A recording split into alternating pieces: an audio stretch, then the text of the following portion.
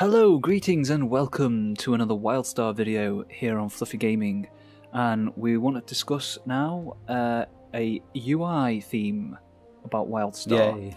Because last WildStar Wednesday, this is actually old news now, but there was... very old. Yes, well, a week ago. That's very old in the internet. Well, you're right, it is very old in the internet. But anyway, back on topic. We want to discuss it because last WildStar Wednesday there was a post put out about UI customization. And there was indeed. All good stuff. We'll put a link to that blog post in the description below. But they were talking about the fact that, because obviously WildStar's going to have a fully moddable UI. That's like a core principle philosophy about the game. And they touched on the fact that they've had their first mods made already in beta, closed beta that is, and it's working really well. And some of the things that have been implemented have since then been implemented as default in the UI. Yeah. And that's great. We think that a moddable UI is an important feature, don't we? It's a very important feature. I mean, it's something to be able to feel comfortable when you're created your perfect UI, so you can hit all those perfect heals and all those perfect skills and all that kind of stuff that you really need, and you can cut down everything and make it your own experience. It's a very good idea, and obviously you've got the better things that make things easier, like different ways of calendars and mail and all that kind of stuff, which seems to be what people have been making in the beta with the group tools and things like that. So that's all really cool. Yeah, very good. Yes, although, yeah, I mean, I agree with that. I agree with that side of it. But I think that having a customizable, moddable UI is good for a number of reasons, including, encouraging a community aspect to the game and all that sort of stuff. But I did quite like how in Guild Wars 2 the UI was very. It wasn't moddable at all, but it was functional and it served a purpose and kept things focused on the gameplay aspect. But that's another discussion, really. No, to be fair to the UI in Guild Wars, it was very good. It was fantastic and very artfully integrated into the game as well. Yeah. So I think there's a case for both, and I'm glad that WildStar doesn't feel like they have to, abandon the idea of a customizable UI. I think that's a good thing to have going for your game, so great news there about that. But the thing that we wanted to talk about in regards to customizing your UI is something that came up in a discussion that we had when we were talking about this, which is why this is quite old news, by the way. Yeah, because we were talking about it quite extensively. Yeah. It's not that we're trying to announce this as a topic, it's just based on a conversation we had about it after the fact. Having moddable UIs opens up something that could possibly cheapen the experience of questing in WildStar, because we were talking about things in WoW where there were certain mods that kind of started to strip away things from the game that were inherently challenging. And then like quests, and like quest, cartographer, quest helper, to complete X quest, go to point 1, and all that stuff. Which then it has a knock-on effect, and it's an exponentially increasing knock-on effect, I think, which is one of the things that, looking back on WoW, you could argue that was a contributing factor in the sort of fall from grace of WoW, with like fun MMO gameplay, because you were in a situation in World of Warcraft where quests became, okay, you don't like questing? Well, here's a thing that you can install to make finding the quest's objectives easy, and you don't have to think about it.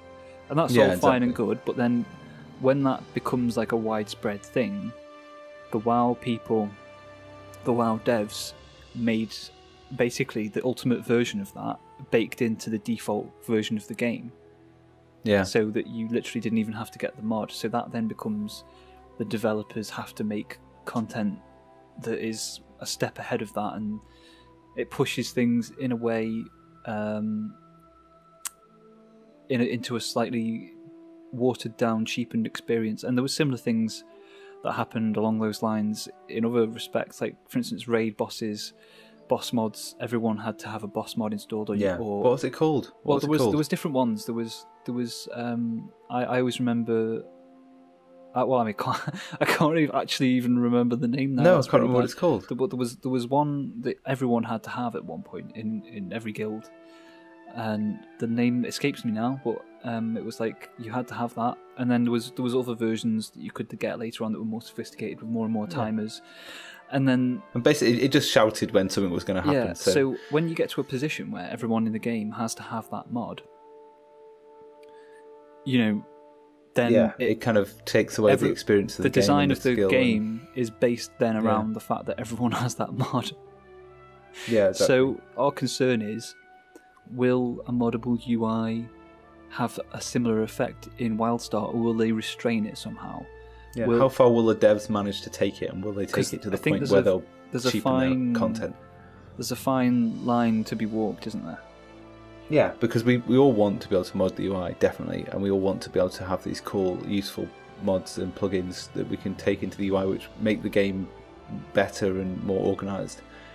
But yeah, to be able to put in something that removes any kind of the challenge, the fun part of it, and makes it into a clinical exercise, or I suppose that's a good way of putting it, like a clinical exercise where basically you can either put in, your cartographer mod, which was that showed you exactly how to level up, for example, or you could, it will show you which quests to run in which order, and it would be the best, way to gain levels quickly, or to finding the raid calling stuff, showing you when the boss is going to do what, when, where, and how, and for how long, and so you don't actually really have to think or watch or pay attention. Yes. You can be listening or watching, whatever TV series you're currently watching on another monitor, and that actually happened.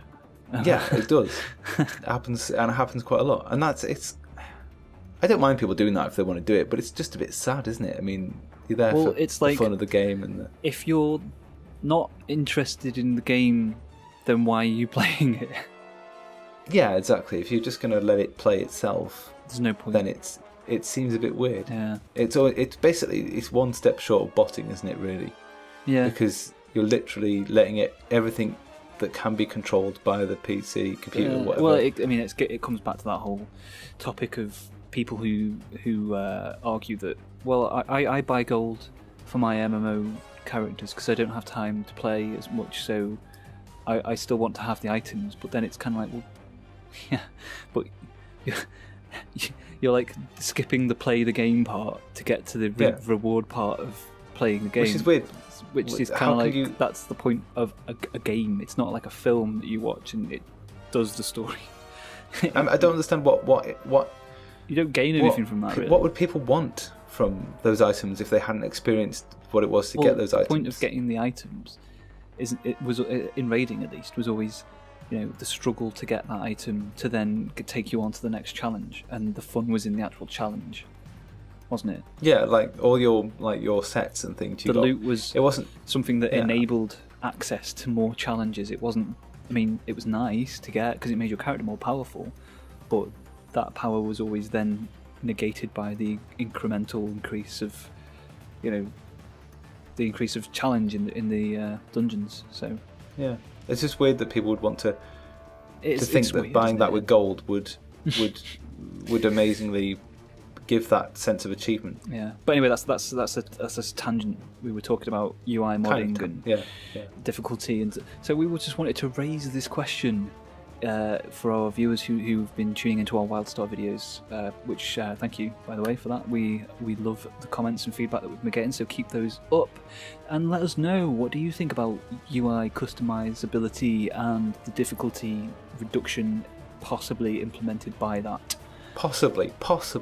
We don't know yet. They might juggle it well.